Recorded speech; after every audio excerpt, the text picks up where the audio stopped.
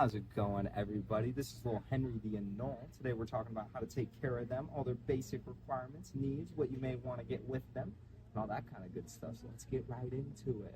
Alrighty, y'all, here's our little in-store Anole tank here, other known as the Anoles carolensis, their scientific name. Alrighty, go ahead and grab little yoink. Little Jeffrey here, chilling on his little cable. Here's Jeffrey, another brown Anole species here. You can see their little thing on their neck. You see it on all sorts of lizards right here. Try to pull it out a little bit.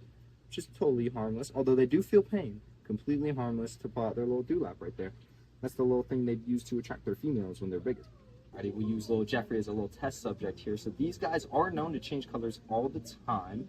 Definitely helps them from where they are from, which is the islands of Caribbean. They live amongst the trees and the foliage there and have a great life. You could also find these guys in local parks in Florida all over the place. They're festive. These guys will give you a good 2 to 3 years in captivity, sometimes 4 if you're super lucky, and they'll eat any insect that fits in their mouth, they're gonna munch down on pretty hard.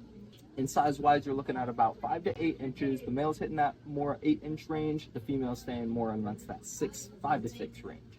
Alrighty, also taking a look at tank sizes. This is going to be about the smallest you're going to want to go for with a group of 3 Anoles. You could do the browns, the greens, the reds, you could do all of them, and this little guy right here. And then you're going to also want a little UVB and heat fixture. This guy I find to be the best. Personally, it's what I use on my little 12 by 12 by 8 with a little halogen bulb along with a little UVB, because they will require both.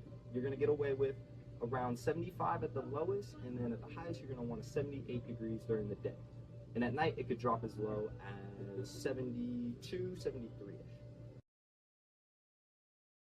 Alrighty, y'all. For substrate, we're looking at anything that's going to hold that humidity pretty good. They're looking for a 60 to 80% humidity rate throughout the day. At night, you could let that drop to below 60, 50 to 60 is perfect.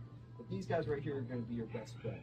Me personally, I like to use the Eco Earth with a little bit of coconut chips to give it a little bit of texture in there, along with some Reptisoil if you want to do some live plants. But if you want to keep it nice and simple, you can totally get away with using any of these singular or a little bit of this Reptibark right here. And then for decoration wise, you could honestly go anywhere from fake to real. So if you're doing more bioactive setup, your most Honeywood, any of your normal driftwood and cork is going to be a lot more useful than your more faker plants. But these guys are equally as awesome. Anoles don't complain too much. Luckily, they don't speak English, so they don't have the opportunity to. But if they did, I don't think they would with any of these options. These substrates also will help you keep the nice humidity in your tank along with that temperature. It'll keep it nice and even and stable for you. And that right there is pretty much everything you need to know to start your first little Anole tank. Let him go here, do a little jump.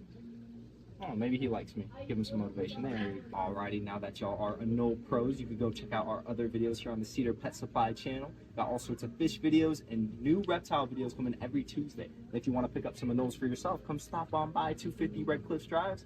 We hope to see you soon.